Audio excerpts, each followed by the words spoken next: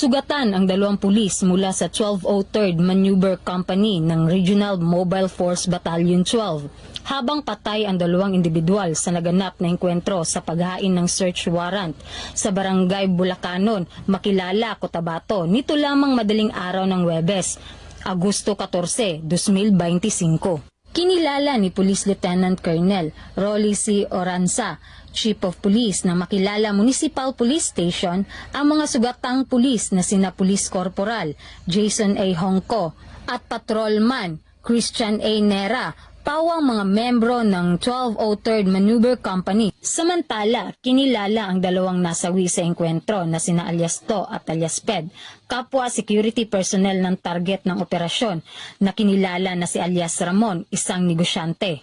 Ayon kay Police Lieutenant Colonel Oranza, sinalakay ng pinagsanib puwersa ng Makilala Municipal Police Station, Cotabato Police Provincial Office, 1st at 2nd Provincial Mobile Force Company at 1203rd Maneuver Company ang compound ni Ramon sa bisa ng search warrant para sa paglabag sa Republic Act 10591 o Comprehensive Firearms and Ammunition Regulation Act.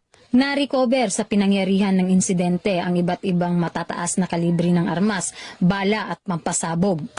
Malinaw na ang bawat operasyon ng PNP ay kaakibat ang matinding panganib sa buhay. Patuloy na ginagampanan ang tungkulin upang tiyakin ang kaligtasan ng mamamayan. Mula dito sa Police Regional Office 12, ako po ang inyong PNN Correspondent, Patrolwoman Brailyn Jean Cabunilas, alagad ng batas, tagataguyod ng Balitang Pulis.